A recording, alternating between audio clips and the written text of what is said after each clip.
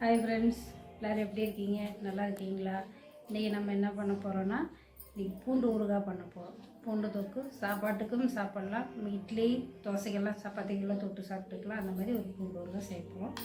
பூண்டு ஊறுகாய் வந்து 1/2 கிலோ எடுத்து உரிச்சு வச்சுருக்கேன். நல்ல சின்ன பூண்டு, நாட்டு பூண்டு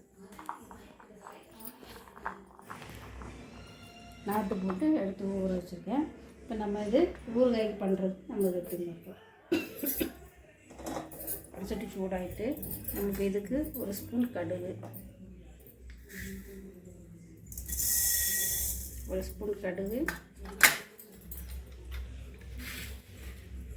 ஸ்பூன் வெந்தயம்,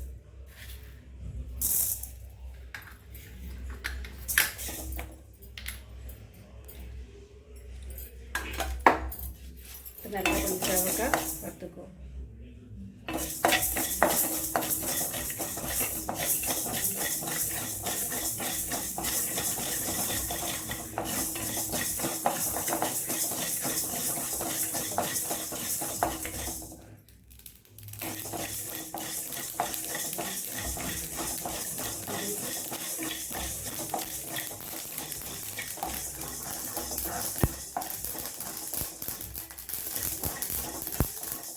இது வறுத்தாச்சு. நம்ம ஆறணுன்னா பொடிச்சிடலாம். ஆறட்டும். அப்புறம் நம்ம பெரிய வடச்சட்டே வச்சுக்கோங்க. ஏன்னா நம்ம இது பூண்டுக்கு தொக்குக்கு பண்ணும்போது மேலெல்லாம் தெரிக்கும். அப்போ அதனால் நம்ம இந்த வடச்சட்டி எடுத்துக்கிறது கரெக்டாக வந்துடும். நல்லெண்ணெய் ஊற்றிக்கலாம்.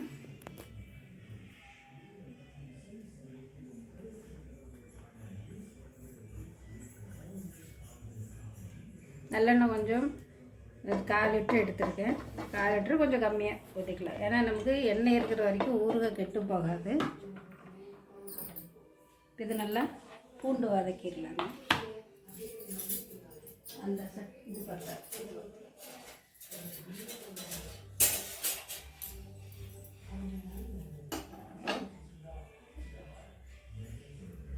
பூண்டு வதக்கிடலாம்.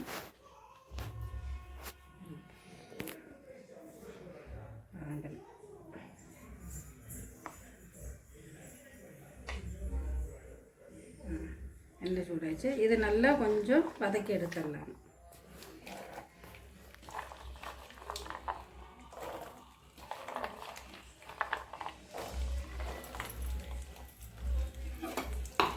நல்ல டேஸ்ட்டாக இருக்குது. இது எடுத்து வச்சா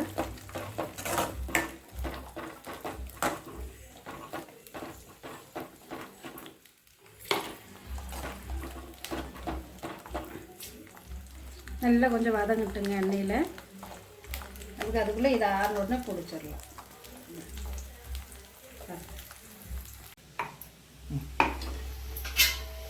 பூண்டு நல்லா வதங்கிருச்சு. இப்போ இதில் ஆறட்டும். அப்படியே வடிகட்டி கொஞ்சம் தட்டில் போட்டு ஆற வச்சு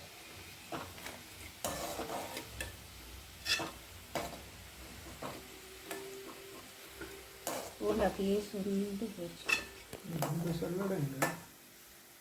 இல்லை இருக்கு. அது எல்லாத்துலேயும் எண்ணெய் ஆக்குது.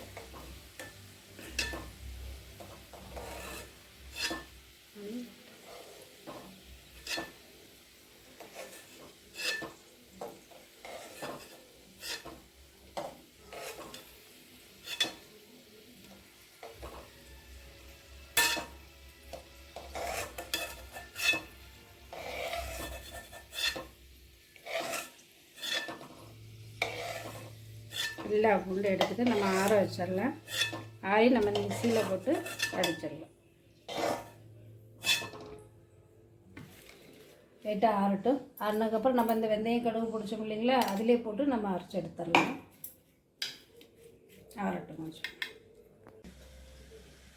இப்போ நம்ம வந்து மிக்சியில் அடித்தாச்சு. பூண்டு மிக்சியில் அடித்தாச்சு. இப்போ நம்ம அதே எண்ணெய் ஊற்றி கடுகு, அதே எண்ணெய் தான், பூண்டு வணக்கின எண்ணெய் தான். கடுகு போட்டுடலாம்.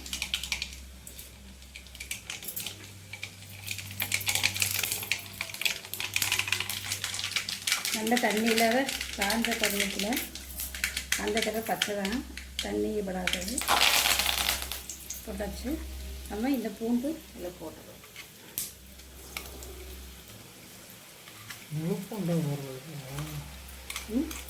முழு பூண்டு இல்லை, தொக்கு மாதிரி தொக்கு டேஸ்ட் நீ பண்ண.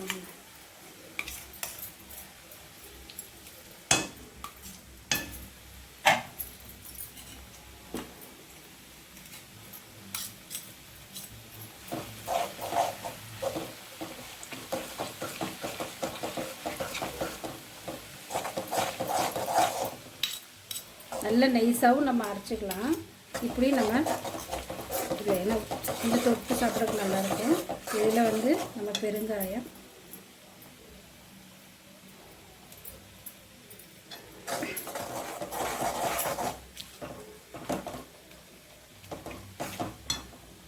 காஷ்மீர் மிளகாத்தூள் லைட்டாக காரத்துக்கு ஒரு அரை ஸ்பூன் வந்து நம்ம சாதா மிளகாத்தூள்,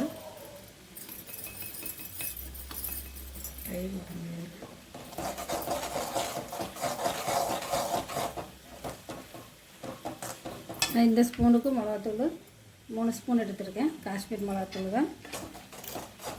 இதில் நம்ம புளி கரைச்சி வச்சுருக்கேன். இல்லை ஒரு சின்ன ஒரு 3 நெல்லிக்காய் சேர்ந்த புளி மாதிரி கரைச்சி வச்சுருக்கு. இதை நம்ம வடிகட்டி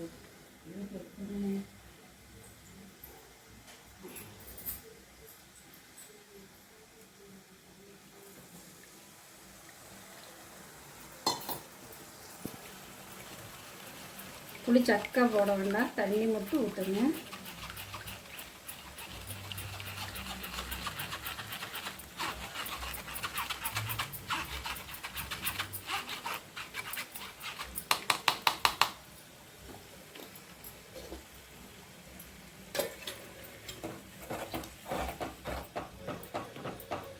இதில்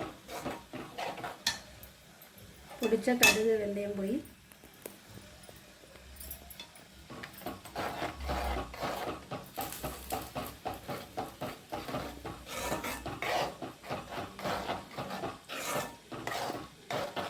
நல்லா கொதித்து சுண்டி வரட்டும்.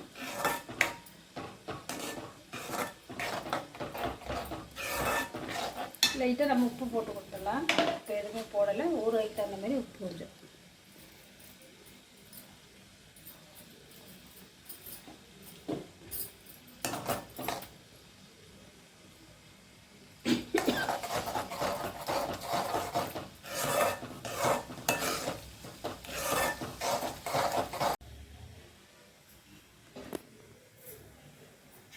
போட்டுட்டு இடையில கலரி கொடுக்கணும்.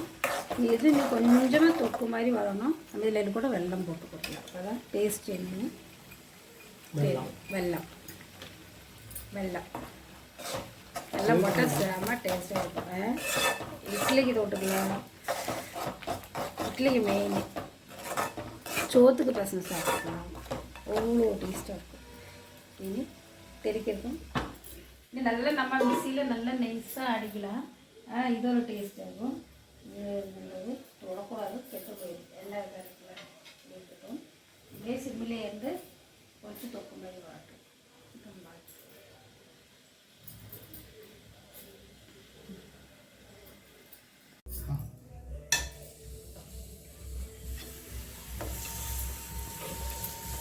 பூண்டு ஊறுகாய் ரெடி ஆகிட்டு எண்ணெய் பிரிஞ்சு வந்தது.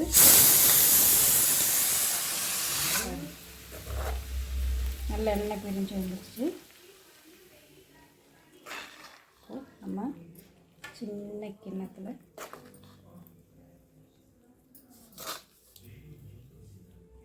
இது நம்ம ஒரு கண்ணாடி பாட்டிலில் ஆறுனதுக்கப்புறம் போட்டு வச்சிடலாங்க.